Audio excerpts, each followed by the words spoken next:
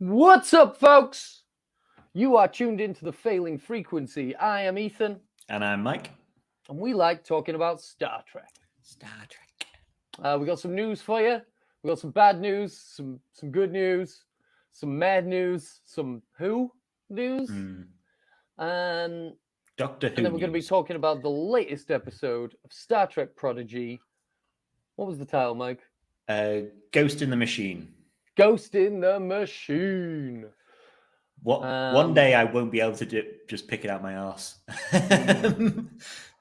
Ghost in the Shell, great movie. The anime, not the live action. But before we get into, we're not getting into that. But before we get into any of the Star Trek stuff, Mike, what do you think of my haircut? It's very nice. It's very nice. Yeah. Do we want to tell people why you're looking all pretty today? Oh, it's my birthday tomorrow. It's your birthday. So when this comes out, it'll be Ethan's birthday. Yes. Yeah, when this comes out, I might already be 32 years old. Oof. I'm furious, Mike. Yeah. Like, ugh. Believe me, I haven't enjoyed being 32, so I hope it goes better for you. Which is why, if anyone's asking, I wasn't supposed to be at work today, but I ended up at work. So I finished work, I've come home to record, I've immediately started drinking and something else. Yeah. You know what I'm saying? So, whatever, leave me alone, it's my birthday. And it's my fault again. We've had to record on a Friday, so we had to record on Ethan's birthday party day. So we're all over the map at the moment, aren't we? Oh, don't worry, it's gonna be my fault in a couple of weeks. I forgot to mention before we started recording. Yeah, we're gonna have to record late week after next. Okay, cool. Sweet. How you doing anyway, Mike? Yeah, I'm living the dream. I've been far too fucking busy, and I've now got like 10 grand's worth of laptops just sitting on the desk next to me. So I'm hoping one of them works. It'd be nice, but unfortunately, the broken ones I have to send back. No. Dell seemed to have a habit of just sending me crap laptops. So you didn't get me anything for my birthday? Why do you hate me? Why do you hate me? Oh no! I was going to get you, a birthday cake or a muffin sent along, but I'd have to actually be able to put the effort in. Tell you what, you can make a donation in my name. You make a donation to the Satanic Temple.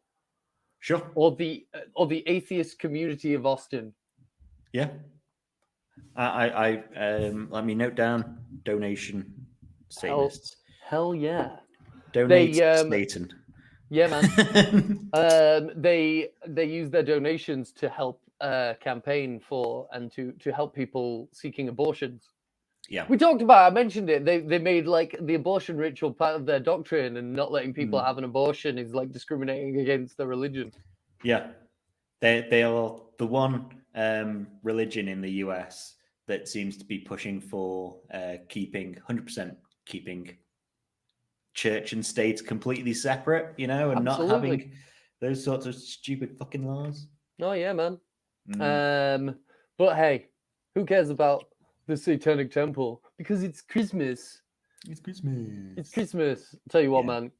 Before we get into the news, I just want to say, having your birthday in December fucking sucks. Yeah.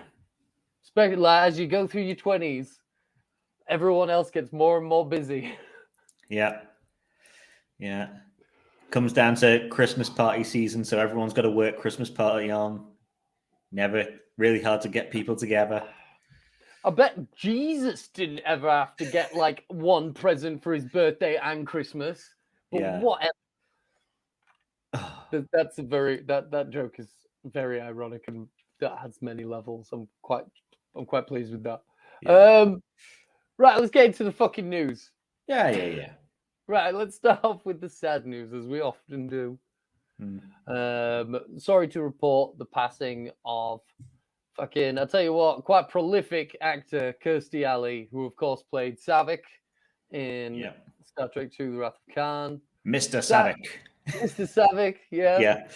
Yeah, sad. She died of cancer, which does suck, and it is sad. It does. Sad when anyone dies, isn't it? Mm. She was very prolific. She was in a lot of stuff. She was. Cheers.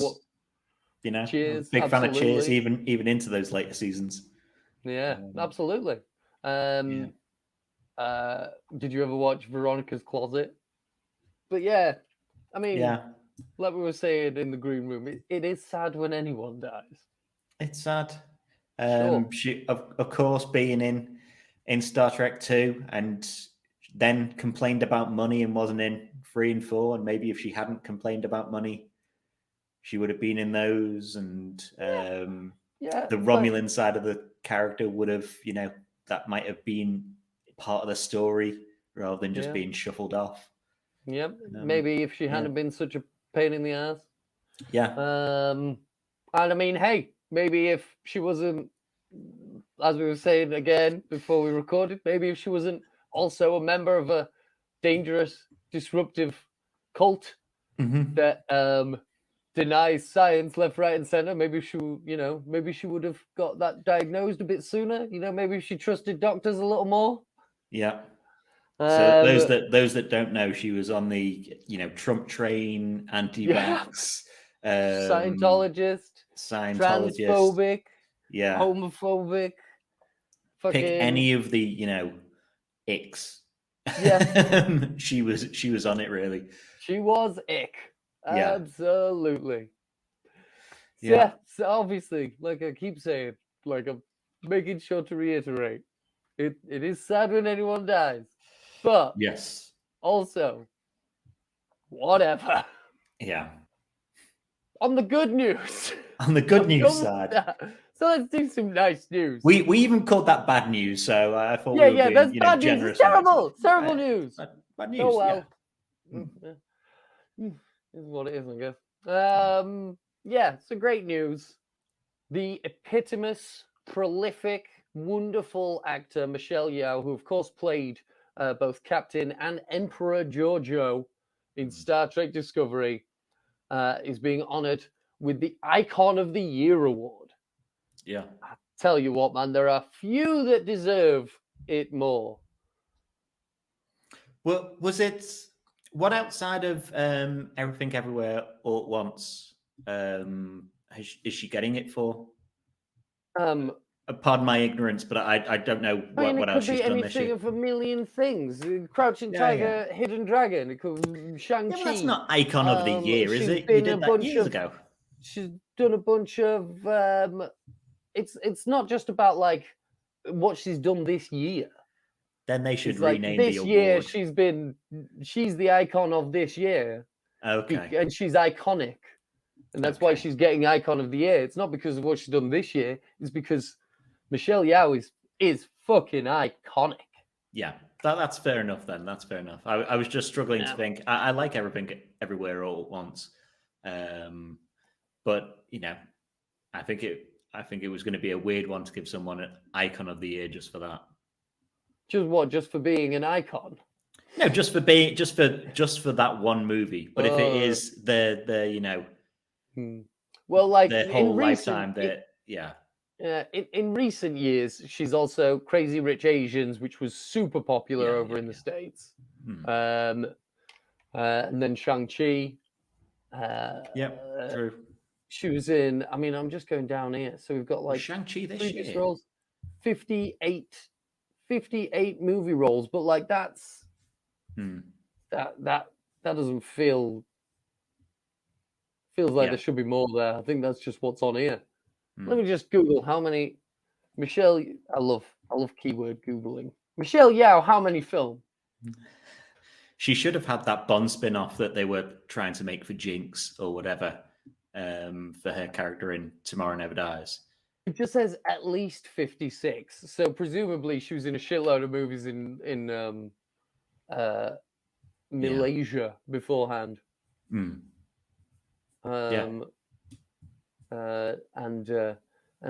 Hong Kong. But yeah. But do you think this is going to increase the chance of a Georgiou show or decrease it? Well, I mean, hopefully, yeah, it would increase the likelihood because like it was kind of the series that like no one was that interested with, and even though they announced it, like nothing really went forward because of COVID. This is definitely going to spark some more attention to that because yeah, but now she might be. Now there might be more people knocking at her door outside of Trek to get her. Wow. Well, they've definitely. Well, presumably they've already kind of got her, and she has said in interviews that she does.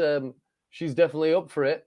She thinks that Georgiou's a fun character for her to play, which, like, you can tell whenever you see her as Georgiou, she's clearly loving it. Yeah, it would be very nice to know where that character walked through into a gateway to go towards, considering she just disappeared somewhere else in the timeline. Yeah. She said in an interview that she'd spoken to Alex Kurtzman, and Alex Kurtzman still says he's up for it. She said she described the potential Section 31 show.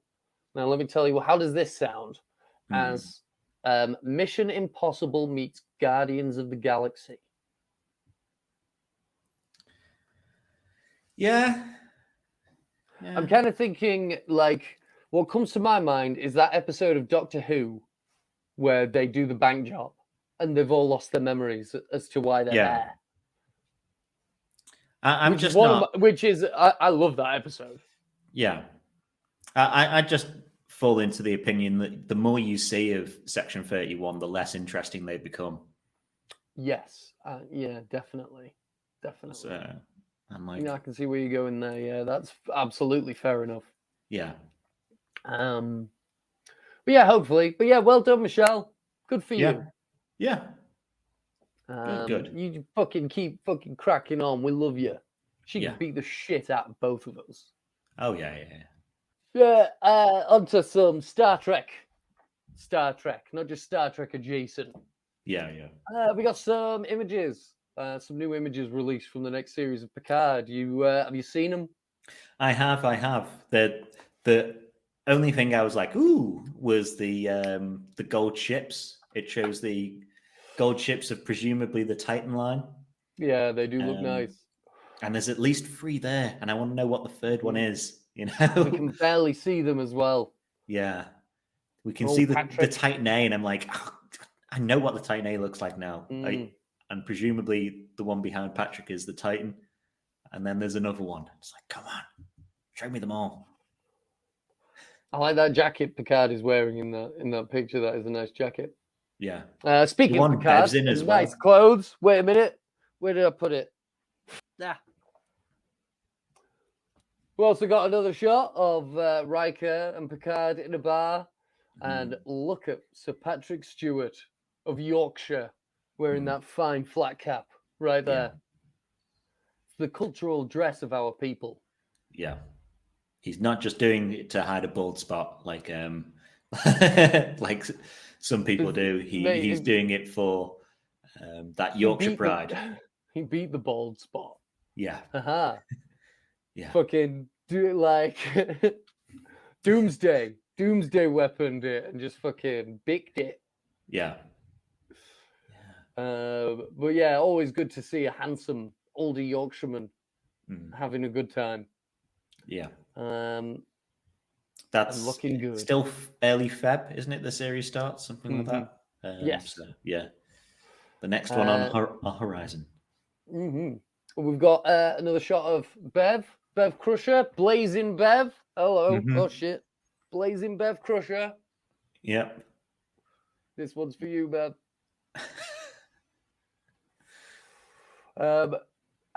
Mate, have you seen that jacket she's wearing? It looks very nice.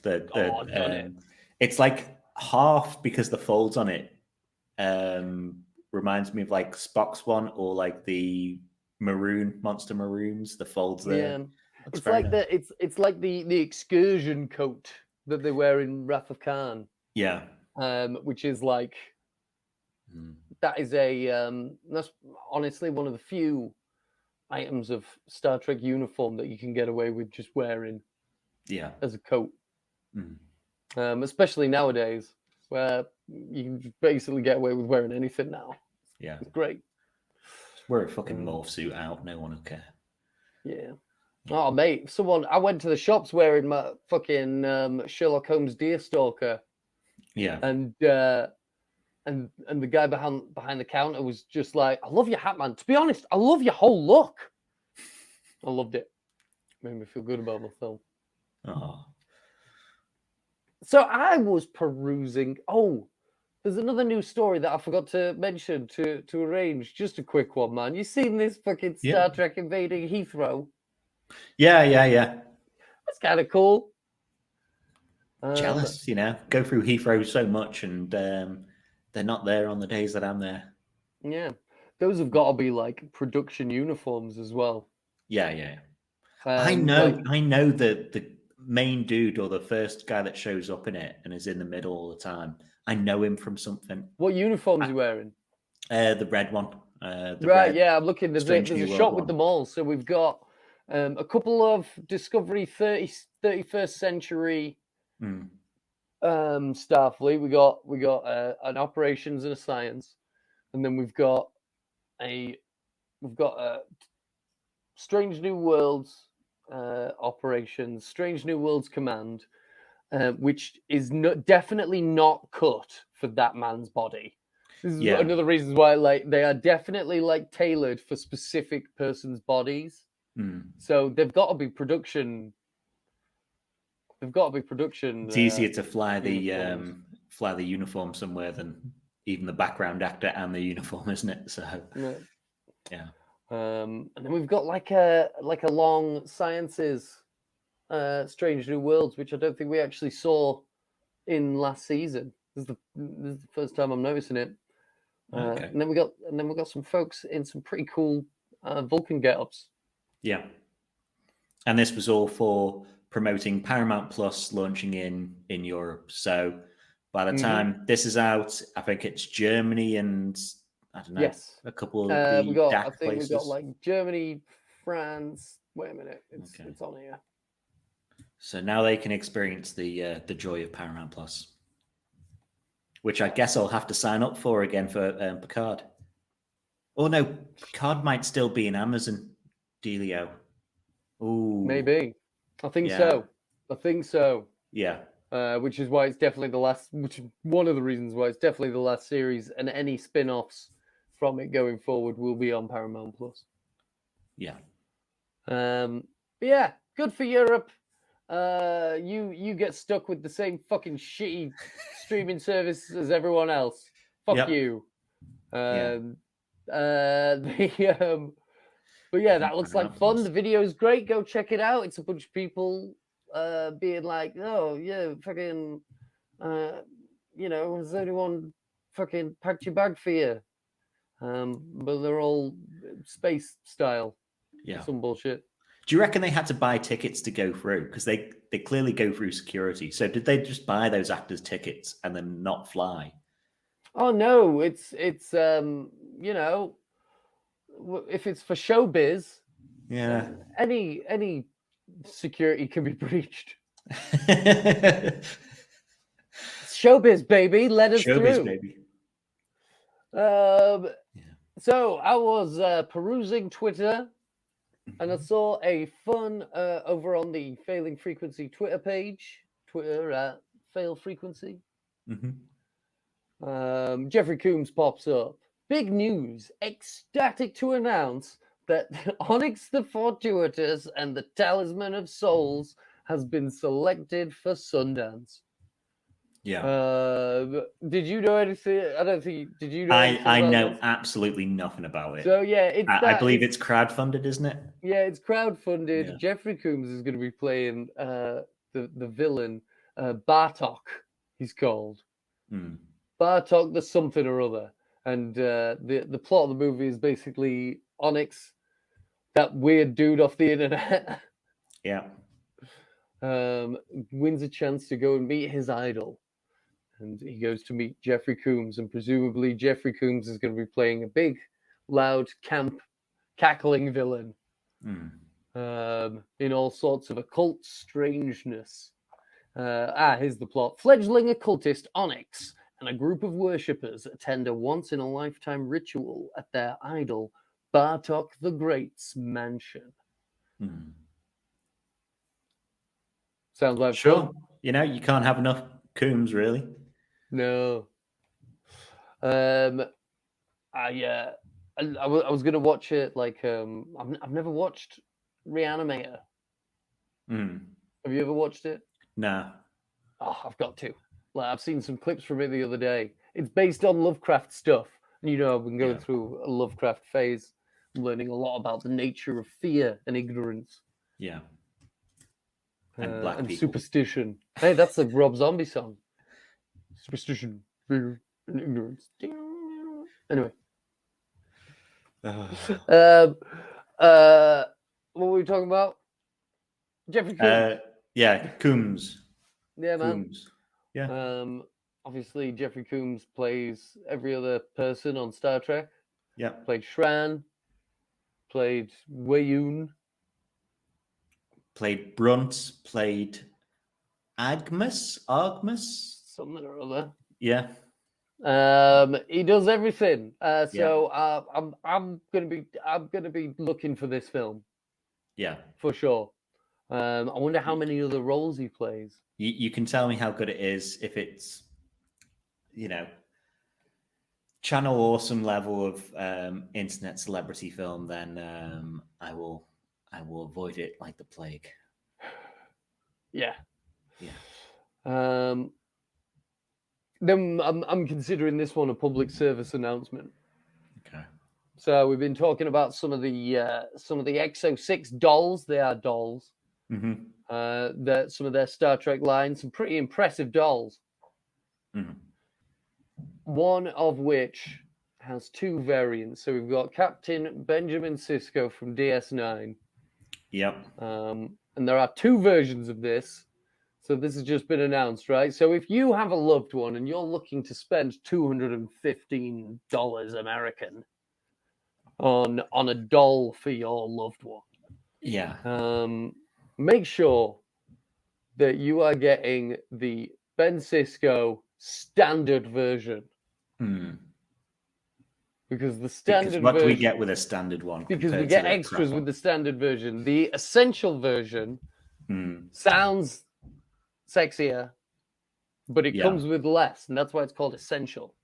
Because it's just the essentials. The bare essentials. It's the bare essentials. It's not that it's essential to you.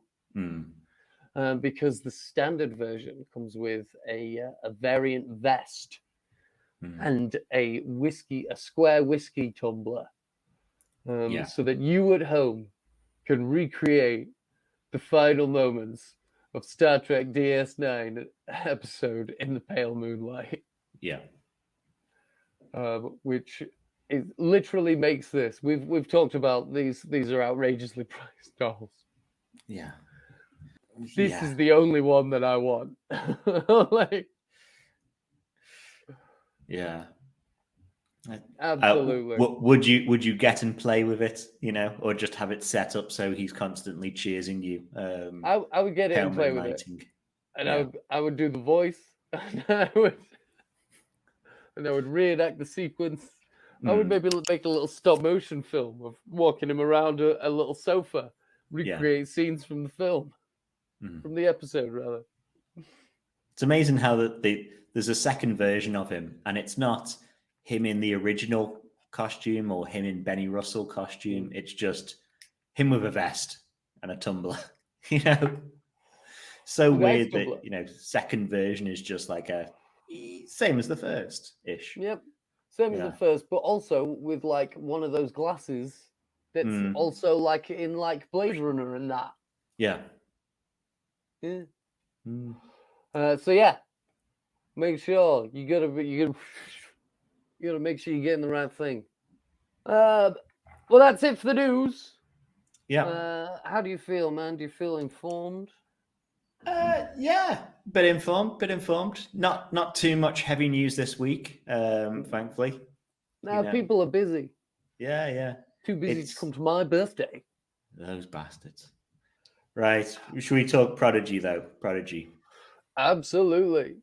Cool. So I'll kick off and say, for those who haven't already seen it, I had a video, well, there's a video on YouTube by myself this week that was the timeline of Prodigy. And thankfully, I was thinking, I'll upload it as soon as I've finished it because it was a pain in the ass to make. And I was like, okay, if this episode goes against what I've said, I will go fucking spur. And thankfully, outside of that, we got a captain's log on Insta with Janeway saying she half regrets crippling the Borg because it gave way to the Kazon, which is why we see so many Kazon in this series. Yes, power abhors a vacuum. It does. And we know somehow throughout Voyager, Kazon in their slow ships that barely had technology managed to always keep up to Voyager somehow, so it kind of makes sense that they filled space.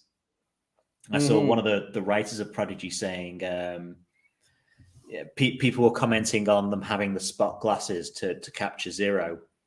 They were awesome. Yeah, and one of the writers was saying, oh, that's from the Voyager database. When the Kazon stole the Voyager database, they got all these, things on. That's how they know how to capture the Medusans and wear these glasses. Yeah, they'll just been looking at all these files and they're just like no, just like canceling out all the shit that they can't make. Yeah, like because they're like behind. They're like can't do that. Yeah. Ooh, weird Red stuff glasses. made of cardboard and see through fucking cellophane. Hello. Yeah, we'll have that. Thank you very much. Yeah. I wonder what else they've got. I wonder if they've got flick open communicators and and cardboard. Oh my god! Cardboard sets. They've upgraded their ships to cardboard sets. Oh, they're flying around in a replica or a Kazon built 1701. We could build this, we have the technology. Absolutely. Yeah. Guys, like 2 Kazon guys at either side of the door. What's a fucking dream? Fucking Kazon. Yeah. That's like set right before she goes and talks to the Diviner then. Yeah, and gets knocked the fuck out. Yeah, with a judo chop. Judo chop. Hiya! Fucking Diviner, man. They judo chop people. Yeah, well, like I say, it's 50 years in the future. Kirk Fu has clearly spread. Yeah.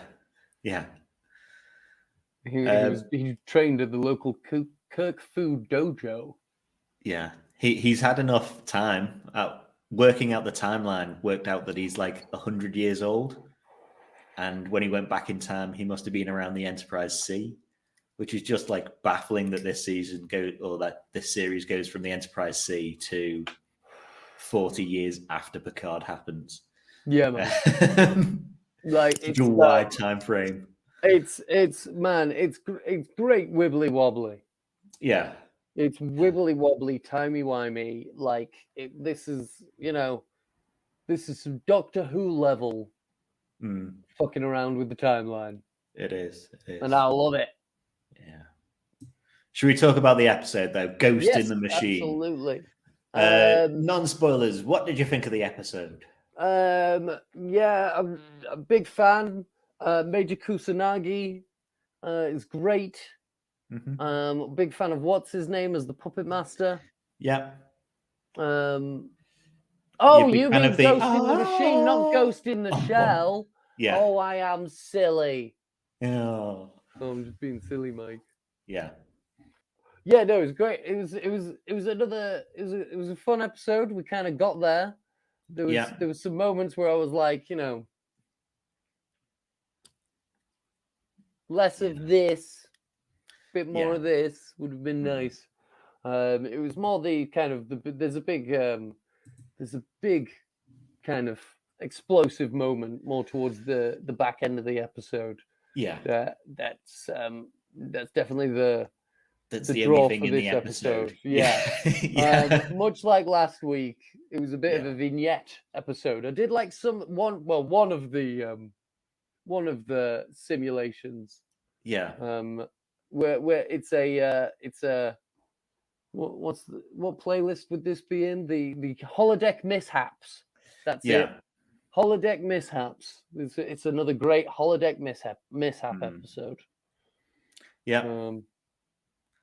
I've got it down as like a fine but 100% filler episode, because the stuff we're talking about at the end of the episode could have been at the end of the last episode, just like 2 minutes at the end of the last one, or 2 minutes at the start of the next one. Because I don't, the rest of the story I don't care about. The characters don't move on at all. If anything, they're like early season 1, like the first 10 episodes version of themselves. Absolutely. Like, I don't care about these guys. This episode is probably like 2/3 filler, and then 1/3. Oh snap! And whereas like the last and it episode, is oh snap. Yeah. It is like a big oh snap. Yeah. Whereas like the last episode, at least like the characters, you got an insight into the characters as well as it being filler. Did you get any insight in the characters in this one? One character we got some insight on. We didn't really, though. I think I know which one you're talking about. We didn't really. What? Wait, save it for the spoilers. Save it for the spoilers. Do you want me to rush through what the story was, and then we can work out who we're talking about? Yeah. Okay. So the kids of the Protostar are in the holodeck running simulations on how to leave the neutral zone and communicate with the Dauntless without spreading the virus weapon, but started getting depressed because they keep failing. So they question whether they should even try to get to Starfleet. The holodeck seemingly malfunctions, stopping the crew leaving it and putting them on a mystery. It goes across their favorite holo programs, a detective program, a Street Fighter program, a crooner club, and a pirate ship. Zero works out that it's Janeway distracting them through this mystery, and we find out that Janeway has a secret evil subroutine to take the ships to the Federation and spread the virus. We end with the Dauntless right outside and the kids locked out the controls. Yeah. Yeah. Yeah. So who were you talking about? Who do you think actually moved on? Murph. No, he didn't. He didn't. Yeah, Murph's got talent. No, because they say he's at least good at miming. So it's him miming. It's not him talking. Oh my God, are you discriminating against drag shows? No, Are you saying that miming isn't a talent? I'm saying it's not as good a talent as having a voice, or like there's no revelation that Murph can speak. Tab. He's got rhythm. Yeah, that's good to know about Murph. Yeah, he can put on Our that boy's old. got ribbon. He can put on that old soft shoe. Yeah. Yeah. No. I that whole sequence, I loved it.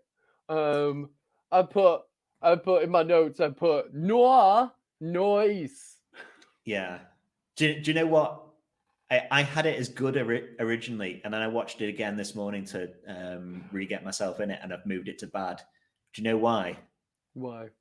Because as the episode starts, when they work out that they're still in the holodeck, there's like a Vic Fontaine song, all familiar places.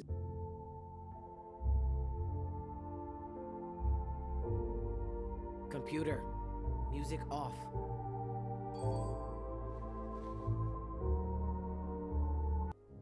I'll be seeing you in all the old familiar places. And then I saw the Crooner Club, and I was like, we're going to get fucking Vic Fontaine. It's a holodeck. It's a Crooner Club. Why wouldn't we have Vic? Why are we in a holodeck in a Crooner Club and it's not Vic Fontaine on? It's so what? Like James Darren can't be doing enough that it's hard to get him. So who was it? Because I was trying to find the song when I was watching it, and then the song that actually gets sung. I have no fucking idea. Yeah. I was too distressed that the song from like It's Only a Paper Moon and AR 558 or whenever it is at the start of the episode, and we see the club and it's not Vic Fontaine. I was so annoyed. So annoyed. Yeah, that sucks. But here's a question for you. Mm-hmm. How long into the opening scenario where they're in battle? How long into that did it take for you to suss out that they were in a simulation? For the opening bit where they're in, like, they're trying to Morse code it. Yeah. I didn't get that until, like, they were being shot at. No. Yeah. I didn't get that at all. I got the very, very early on in the episode when they were like, "Oh, we're stuck in the holodeck." I was like, "Okay, well, Janeway's locked you in the holodeck, hasn't she?" Yeah. And I didn't get an evil subroutine. Okay. I got like, "Oh, she's trying to get them to work together and realize there's no problem you can't overcome." Yeah. But like 30 seconds in, I was like, "Right, it's Janeway then, isn't it?" Yeah. You know, no mystery to that at all, I didn't think. But yeah, were you early on clocking that it was a simulation with the Dauntless then? Yeah, immediately. I was just like, okay. But it was nice. The song is Yeah. The song is "Smile and Forget It" by Troy Klein. Okay. It was nice though, like with the Dauntless, because I think we've been complaining for a while that these kids wouldn't know what to do when they got to Starfleet anyway. And at least they had the Morse code option, like firing in Morse code across the bow. Because they've obviously tried ideas, throwing shit at the wall, seeing what sticks. Compared to like the whole other, since they knew about the virus weapon, they're still like, okay, we'll get to the Federation and we'll do something. And we've been saying, okay, replicate a ship and just go out and talk to the Federation or do something like that. Whereas they at least seem to be trying something now. Yeah. Yeah.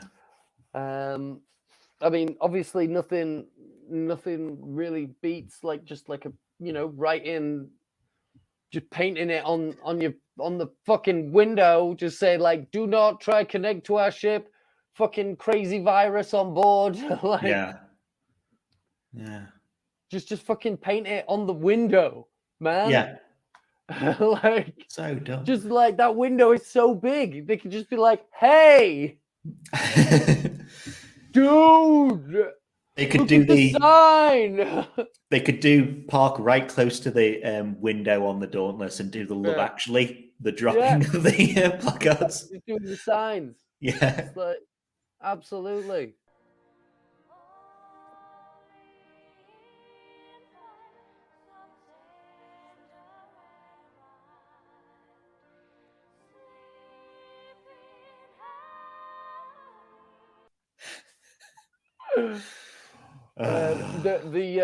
The club, it was called the Key Club. Yeah, the Key Club. Right? Yeah. That made me piss myself laughing, right? Straight up, because here in Leeds, there's a bar called Key Club. And it's fun. It's fun to go. Is it slightly different genre than the Key Club in the episode? It's a totally different genre. I'll tell you who you'll find at Key Club. You'll find like young Gen Xers and elder millennials, and like people who are about like sort of 19 to 21. Yeah. And they are just jamming out and dancing and spinning around. And we're you're jamming out to your Blink-182s, your Sum 41s, your My Chemical Romances. Nice. Your fucking your dashboards. And being dashboard confessionals. Yes, confessing all your dashboards and deafing all your tones. Yeah. It's a funny club. It's one of those places that just blasts out fucking Bowling for Soup and turns the lights off and hits the fucking smoke machine. Yeah. Sweet. I'm ever up that way. Have to do Key Club then. I don't mind Key Club for about an hour. Yeah. Go and jam out to some fucking Green Day. And then quick exit. Yeah. It's not where the party's happening this weekend for you, then. No, I'm good.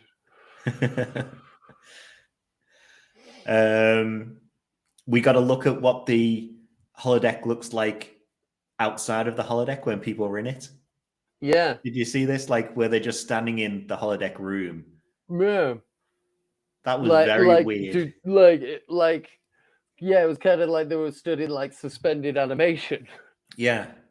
It was yeah. Whereas like that doesn't seem right at all. I mean, but that's when they were all stood still. So maybe when they're all going, it's like, and they're all just like running on the spot. Yeah. But where's like, why didn't it look like the mall that they were on going to the lighthouse? So weird. I don't know. Yeah. But I guess it's the weirdness of a holodeck. Yeah. I thought it was kind of like when they were like, when Jank and Pogs walking up to the guy, just like, don't worry, because of the safety protocols, like eye roll. It's just like, oh no, the safety protocols, the safety protocols are off. It's like, it's like, yes, they're always off. They are almost never on. Yeah, this is your first A Holodeck Has Malfunctioned episode, Jacob. Junkin. This happens every single time. I'm almost certain that like the safety protocols are like almost never on. Yeah. People just think they are. Yeah, imagine being like the guy who's actually making software for the Federation. And it's like all these really smart people making the actual holodeck system. And then there's like a nepotism hire who's been brought on to do the safety protocols. He's like, yeah, I think it works. They work most of the time. I mean, why wouldn't it? Yeah. Have you turned it off? Have you turned the safety? Do you have a Klingon on board? Yeah. Has anyone turned off the safety protocols? Because they can be a pain in the ass to turn back on. Yeah. You cut to Worf. Like, I've tested it in this region of space and it works perfectly. But if you move it at all, it breaks. So let's only do a holodeck here. Dumbass. Yep. Yeah. Definitely needs to go in that playlist, this episode. Yeah. Broken holodecks. So which was your favorite simulation? The Explorers Club, the Detectives Club, Library. No. The Crooner Club. It would have been if Vic was there. Ship. The pirate ship was probably my favorite. Yeah. I like the Jank and Pob's street fight. Yeah. Street Fighter. He's got built in. Yeah. That was funny when he got his fucking when he got his who is it? Is it Ryu that has the fists? Or Ken. It's both of them. I had no idea. They're the same, just different colours. One's red and one's whatever colour. Yeah. One's red and one's white. One's Asian, one's Aryan. Aryan. Not Caucasian. He's strictly Aryan. Yeah. Very blonde and blue eyes. Yeah. And he's wearing red. It's questionable. Yeah. I know Ken. He's a rotter. But like the Kraken stuff, I liked, having that rocks, like cute little thing as the Kraken, and then they don't shout it out. They should have shouted, "Feed the Kraken." Because that's how they get rid of it. It's just like throw food into its mouth. Yeah. Yeah. And like, I thought Jason Alexander, who's like playing the Tellarite in this, Noam, is doing a more than decent job of like different situation Tellarites. What was that actor's name? Jason Alexander from Seinfeld. Yeah, Judge Costanza. He's great. Yeah. Oh man. Yeah. Like that's and you don't pick up like that's why I hate him, because he's being played convincingly by a very good actor. Not that I hate Jason Alexander. Yeah. But if he wanted me no one. to, I would. Yeah. And like it's a real Clone Wars like budget saver as well to have pretty much everyone in the simulations played by him. Mm-hmm. Yep. Yeah, we also had a simulation. We had the diviner in the club. Yeah. As you know, tending bar. Classy looking joint. Yeah, and giving a sounding board for Gwyn, which I think they could have done more of, really. So they got like his file because obviously she's been like running simulations. Yeah. With her dad trying to like jog her memory and stuff. So like, yeah, that makes sense. I like how that's kind of like a callback to that. Yeah. It's kind of like the DS9 Benny Russell stuff. Just mentioning Benny Russell before, where like those people are in different situations, or the Armand Bashir episode where Cisco is like Dr. Evil. You know, it's that sort of they look the same, but they're different, 100% different personalities. Yeah. Just actor saving. Yeah. That episode is like one of the fucking crown jewels of the series regulars getting to play different characters and fucking loving it playlist.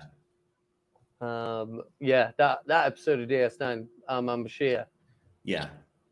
Great episode. Yeah. Not the kind of holodeck mishap that feels much like this kind of feels when paired next to last week's episode as kind of like a what stuff happens in it, or it's interesting. Nothing really happens. Lots of stuff happened, but none of it's particularly interesting. Yeah. And it's kind of like, and it's classic filler episodes, but it's just how few ideas do they have? Is my question. Like, well, we're getting towards the end of the series now, and it feels like they've got to end the series somewhere. Whether it's going to end on a happy note or it's going to be a cliffhanger, it's got to end somewhere. So is it going to be cliffhangered where Janeway and the crew of the Prodigy are together and the Diviner has the Protostar? Is it going to be a happy ending where Janeway is recovered from being karate chopped or judo chopped and the Diviner's put back in his place? Is it going to be the ultimate cliffhanger of the virus does spread to the Dauntless and is the Federation doomed? I think probably what we're going to end up with. I think where this series is going, especially after the big reveal of the episode. So let's talk about that first. Yeah. Reveal of the episode. Yeah, fucking Manchurian Candidate Janeway. Yeah. Turns out the hologram was brainwashed. Yeah, and didn't even know it. She did an action without knowing it, locking them in the holodeck to keep them busy as she took the ship to the Federation. Love that. Love Manchurian Candidate stuff. My question is, why didn't she do it like 2 weeks ago? Because that wasn't the moment. You got to wait. That's the whole point of the programming, man. Yeah. You got MK Ultra'd. But they say in the episode, the trigger didn't happen because, like they say in the episode, because their motives aligned with the programmings, man. Yeah. They were ultimately trying to get to the Federation. From the plan, then there's no fucking problem. Yeah. As long as they were ultimately trying to go towards the Federation, the program didn't kick in. But like two episodes ago, they ran away from the Dauntless, and it's like, maybe kick in there as well. Like you could have ended the mission 2 episodes early. So, well, that's it. The programming. It's about the long haul. Yeah. But maybe I think maybe it calculated that was not a good course of action. maybe they calculate that if they try to infect Catherine Janeway's vessel, that they would maybe lose. It still took Which them is back what to I think is Janeway's gonna vessel happen. now, you know? Well, this is what I think is going to happen. Like, I don't think that the Divine is going to be in command of anything. I think what we're going to have is the kids on the Protostar with Admiral Janeway Yeah. going forward. That's where I think this is going to end. I think there's going to be a very sad moment when they have to delete the program of Janeway. Of Hollow Janeway. Yeah, I can see that. I can see that. So where do you see the Diviner ending up? Like in control of the Up his own Dauntless? Or... ass. Like, he's going to get fucked up. But Or he's like he's the bad guy. or he's going to escape thing. at the very last second, like Skeletor every time. Yeah. And I'll get you next time. Yeah, and and maybe he's going to be, maybe they're going to be rescued. Maybe the Diviner and the Vindicator are going to be rescued. But what was it? By the third one, yeah. The Eradicator. Eradicator. That's what I said it's going to be. I bet it's the Eradicator. Yeah. Yeah, it could happen. You know, I'm very very sure that third one is going to come back as well. It seems a bit quick to bring him back when they only just brought back the Vindicator like 2 episodes ago or whatever. But yeah, don't know. It's gonna be fun. Yeah. But yeah, I think they're just treading water. Star Trek Rebels. Yeah, I think they're just treading water until those like final 2 episodes or final 3 now to do those big swings. So that's why we're getting some fucking dense padding. It's not thick padding, it's multi-layered. Yeah. It's like sleeping on a stack of yoga mats. Yeah. And it is winter now in the Northern Hemisphere, so it's nice having some padding to heat you up. Absolutely. But, you know, yeah, man. I'd prefer a roaring fire of an episode to just a thick blanket of an episode. Yeah, it's going to be interesting next episode. Face-to-face, Dauntless. No control over the ship. Yeah, cool. Yeah, looking forward to it. Could have done with maybe, you know, a little bit less. It would have been cool if the episode was, instead of 2/3 filler, we could have just had half the episode of silly, holodeck hijinks. Yeah. And then get the reveal with Janeway, and then maybe some Dauntless shit would have been cool. Yeah. Well, that's the thing. We don't know what's happened on the Dauntless at all this episode. I think maybe the Vindicator could be disguising herself as Janeway next step. That's maybe next logical point story-wise. Can she disguise herself as Janeway, or can she just like make herself look like a Trill? Can the Diviner make himself look like a Trill? Can Gwyn? Well, I don't think the Diviner look like other races. The only reason the Vindicator can make herself look like anything is she got the genetic augmentation, that button in the back of her head, whereas I don't think the Diviner has one. So did she in that last episode? Did she was there a shot that was just her pointing at it? So presumably that's going to get. She pressed the button to turn herself into. Right. So presumably that's going to get disabled. Yeah. Fucking fried. Oh, it's not working. Yeah. I wonder if the show would ever dare try and rehabilitate the Diviner, like make the Vindicator a much worse version. And because they say at the start of the flashbacks, oh, you thought the Federation were good, and then all shit happened, and now you're against them. Yeah. I wonder if she was going to be like, no, I always hated the Federation, and I'm going to destroy them, and I'm going to rule my planet. And he's going to have to go against her, and they'll try and rehabilitate him. Maybe. That's the thing. That we know that they're both mental. Yeah. But maybe one of them's more mental than the other. I can say that I'm mental. Yeah. They've been, 50 years of searching or 50 years of war. They're allowed to be not 100% fully adjusted. Yeah. Yeah. Gone through time vortexes. Yeah. I wonder if they had like one of those like whoa scenes, like you Yeah. know, like one of those like hokey special effects things where there's like trails of them like going whoa, Yeah. eyes all big and like Or the voyage home, they had those big heads. Oh, You know, that yeah. special effect of their heads going past. Yeah. I mean, that can't be. That's got to have an effect on someone being turned into a giant floating space head, Yeah. Yeah. time head. Oh, so weird. So weird. But yeah, if that's all we've got to talk about the episode, then should we close off? Yeah, man. Well then, what was the like? There was no real lesson about this. Was there? There was no great philosophy.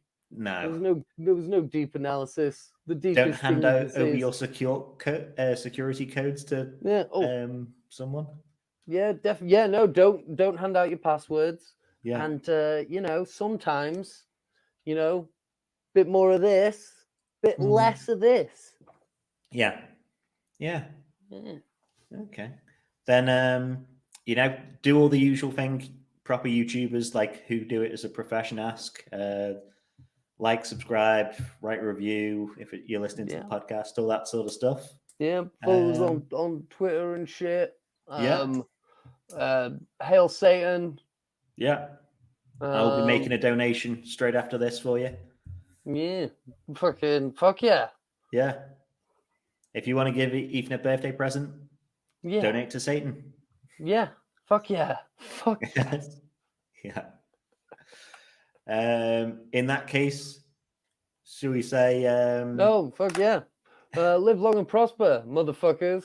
And peace and long life. Happy birthday to me. It's my birthday. Happy birthday and peace and long life to you 32-year-old. Yes, I want attention. Give me attention. Yeah. Right, happy birthday in the comments, you bastards. Yes.